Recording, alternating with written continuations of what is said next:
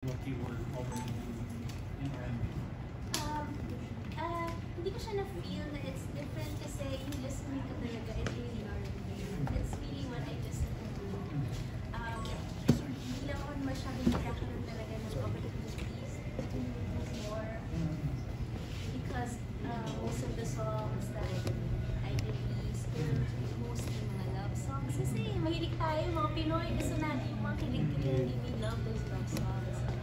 So, it didn't really, I felt very familiar with yung vibe niya. It's what I like. For you, it's home. Yes. So, For MC ako, syempre you write the song and kanina kasi sa opening, it sounds negative kasi parang walang balak, pero napaka-chill ng music, it's very positive. Anong pinanggagalingan ng music? Actually, ng lyrics. Yeah, what's like the inspiration? Kasi So, mukha siyang ano ha, hindi sa pagkain, pero mukha siyang sexy type. Yeah. actually po, ang core po kasi talaga ng R&B is sexy song. So, hindi ko naman po siya to the point na ginawang bastos or ano, wala po siyang ganun. Pero parang gusto ko lang po na, kasi ang request po talaga sa akin ni ate, sabi niya, gusto kong gumawa tayo, R&B talaga. So, yun yung number one request niya sa akin. Parang sabi niya, kailangan ko ng break sa ganitong genres na talagang ginagawa ko at gusto kong bumalik sa kung ano talaga yung gusto ko. So, ako as a writer, binigay ko lang yung gusto niya. So, kinompose ko yung buong kanta around her. Actually, hindi ko kabisado yung part ko up until nitong narinig ko na rin. Mas kabisado ko yung kanya kasi mas sinulat ko yung kanya. So, yeah. So, may mga lyrics pa rin na parang madadama mong sexy siya.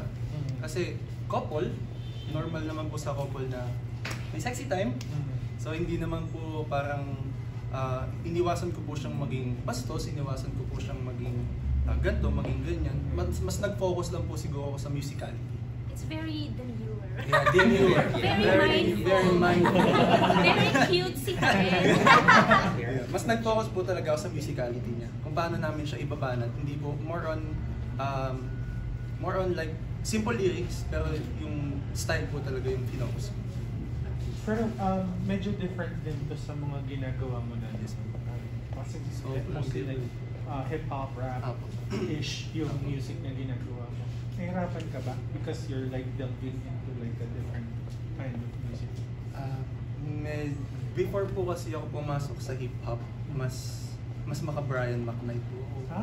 Mas maka-Boyz II Men po talaga ako dati nung kabataan ko po. So parang hindi po ako totally nahirapan sa paggawa nito. Mas feel ko po talaga na parang ito nga po talaga yung para sa akin.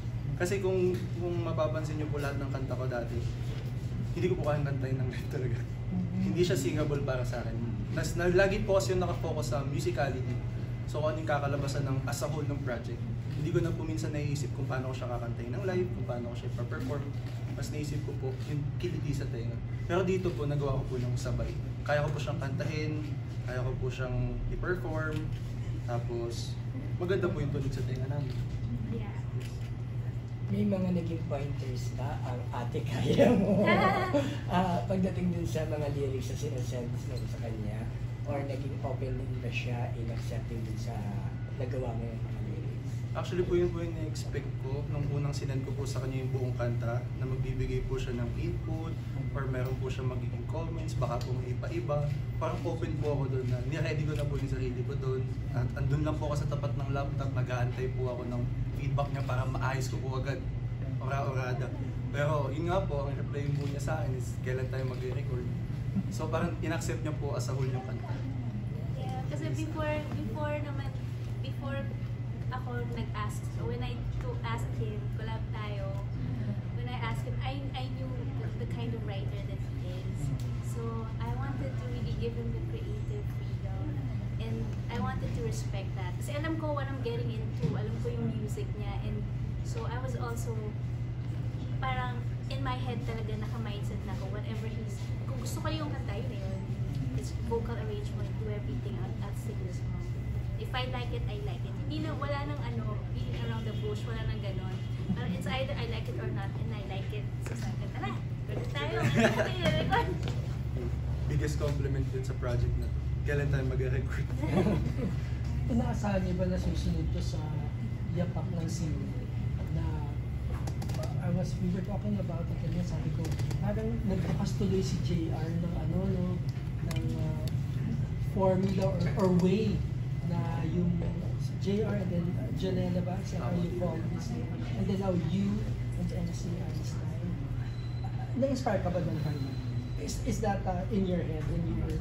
Yeah, of course, kasi si JR he's a good friend of mine. I'm so happy for him na, meron siyang big hit ngayon with Janela. And also, I like Janela din. Yep. Pinapakinggan ko din yung music niya, and he's also a good writer, good songwriter. Siguro next time also, I'm open to collaborating with more artists like si mga Janela. Mali mo, naisip ko. Hindi na ako mapaka-plastic. Oo naman. Hindi na ako mapaka-plastic, but in my heart, like, I feel like it can be, if not as explosive, it can be explosive like that. Because the success of that song proved yet again that it's just having the right material will open doors. Tsaka, Again. di ba relatable siya? Yung parang feeling mo pag napahinggan ko ng mga tao, parang makaka-relate sila na parang sigurado ako sa'yo. Di ba? Yun yung mga sinasabi mo sa mahal mo or sa nobyo mo, sa girlfriend, na parang sigurado ako sa'yo. Na parang sigurado ako sa'yo. Sa'yo ko lang pinapararasing ganito. Parang sa'yo ko lang binibigay ganitong kind of love. Ganyan. So, MC, binanggit mo kanina na super fan ka ni Kyla. What about her singing that you really, really admire? Kasi po hindi naman po ganun kadami totally yung R&B singers ng panahon nila. So parang dun po, yun po talaga yung gusto ko eh. R&B po talaga dati pa. So sila po nila, JR, Cristol, sila po talaga yung mga, parang sila yung in-idolize ko ng mga panahon na yun sa local. But I mean, na-conscious ka ba na baka masyado madalian si Kyla dito sa ginagawa ko? Or... Because you can do practically anything with it. Yes, yun po. Actually, ito na lang po, nung recording namin, may part, yung kung narinig niyo po before pagpasok ng second chorus, is parang medyo nag-high notes po si Ate Kyla. So, nung una po, wala po talaga sa plano yun. Pero, nung nirecord po namin yung high notes na yun, na falsetto po yung ginamit niya. Ang linis po, ang lamig pakinggan. Pero, nag-usap kami nung pinag-usapan namin ng sound engineer, si Burr, sabi ko, what if, papayag kaya si Ate pagka sinabi ko sa kanya, in normal voice, aabutin. So parang, dun pa lang po, malalaman nyo na sobrang tiwala ko sa kung anong kayang gawin niya Ate. Which is, normal naman na po yun sa kanya, alam na po natin kung anong kaya niyang gawin. So parang, gusto ko lang pong mailabas niya yun ng kahit konti dun sa track namin para at least, hindi lang basta R&B, like Queen Kyla to. Marinig niyo yung Queen Kyla dito. Grabe sa Queen Kyla. Last